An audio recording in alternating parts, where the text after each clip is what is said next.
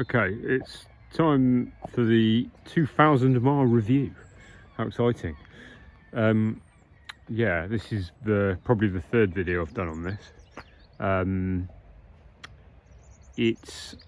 going to try my best not to waffle too much on in this video, because I think I have in previous ones. So I'm going to try and get fairly to the point, and I've even written down a few pros and cons, because I've been living with the van for just over 2 weeks now, and I've done just over 2,000 miles, and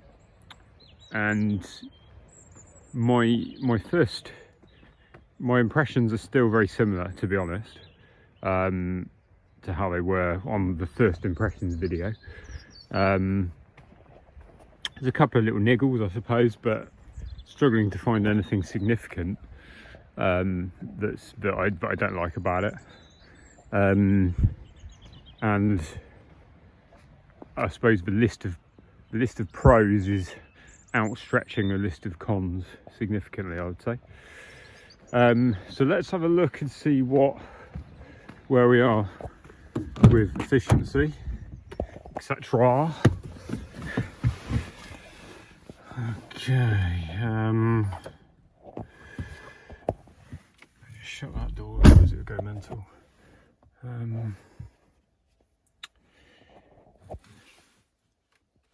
So vehicle,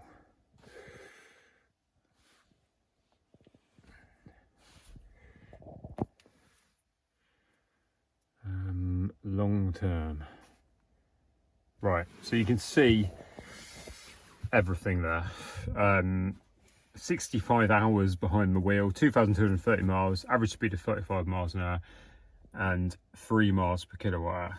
Now that is obviously all of the miles I've done. Now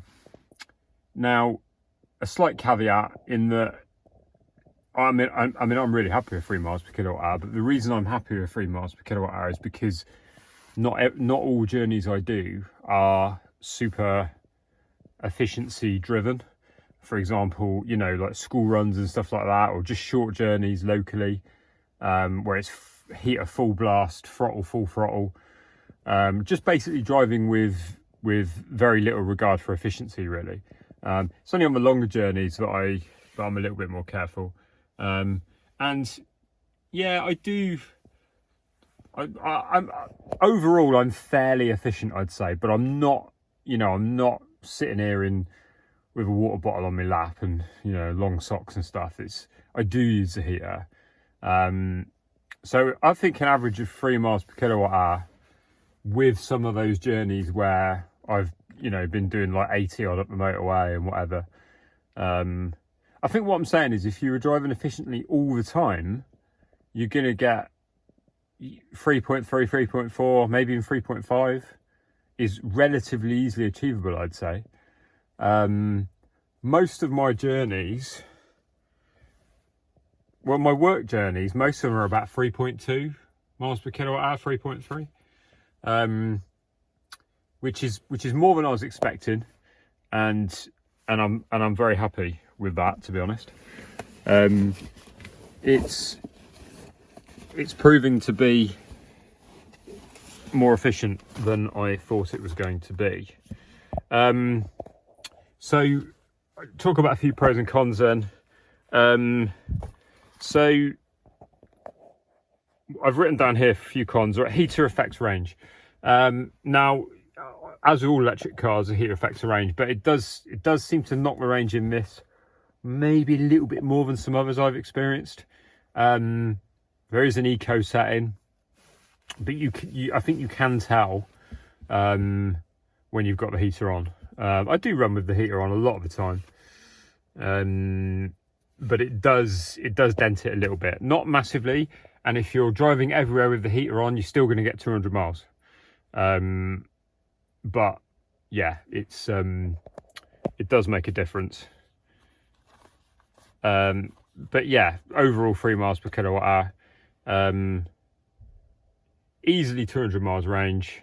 Lots of people have asked me about the van.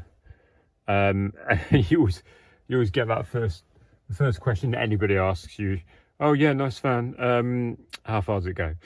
And that's always the first question. And yeah, it's definitely pretty good.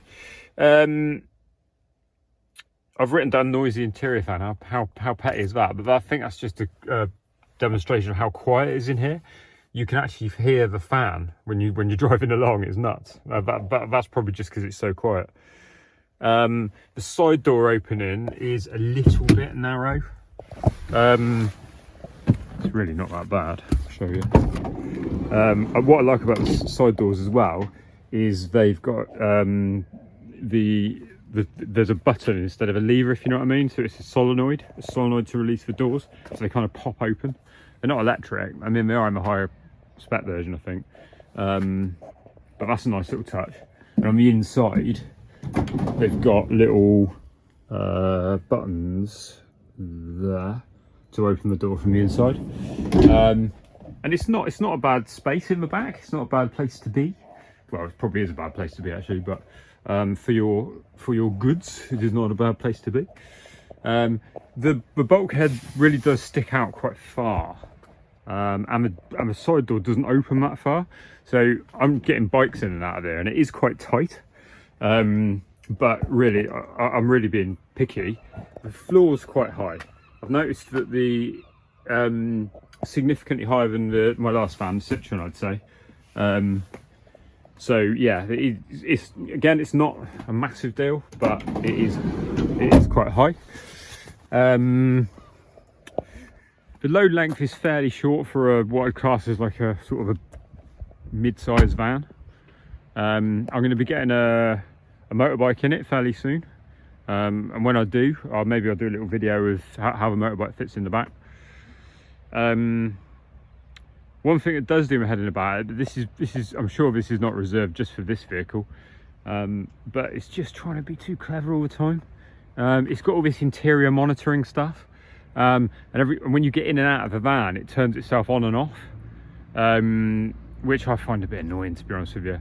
It's always bleeping at you. But by far the most annoying thing is I was trying to reverse the other day, and I know that most cars these days, if you open up the door when you're reversing, they do jam shut. I kind of get that, but this one, you look out the window and it turns the motor off. I was trying to maneuver around the tight space, and every time I looked out the window, the van turned off. Yeah, it was incredibly annoying. But again, it's all minor stuff. And yeah, there's not too much more really. There's one thing that's slightly annoying, but again, it's not annoying at all really, is the indicators. That there's only 2 stalks, and they've not done a good job of this stalk, to be honest, because this has got all the drive on it. I mean, I like it being there. I used to own a BMW i3, and BMW did a much better job of this. It felt much better, and it had a little lever on it. But what they've done is they've left all the other controls on this one.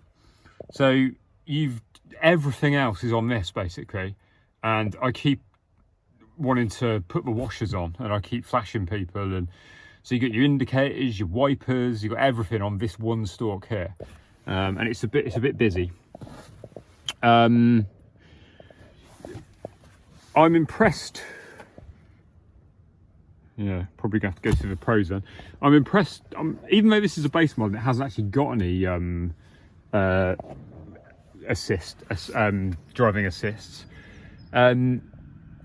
Because of, I think it's from 2022 onwards, they're mandatory in all new vehicles. So it's got traffic speed assist, it's got traffic sign recognition, it's got a collision avoidance, and I've got to say I'm quite impressed with all of those. Especially the collision avoidance, it's much more intelligent than I thought it would be. But that's nothing unique to this van, I suppose. But generally, I'm waffling again, so I'm going to wrap up. But generally speaking, I'm still well pleased with it. Unless you're going like 75 miles an hour plus down the motorway with the heater on, you're going to get 3 miles per kilowatt hour out of this. And that has to be class leading for a van this size. The Mercedes vans, they're doing low 2s, like high 1s.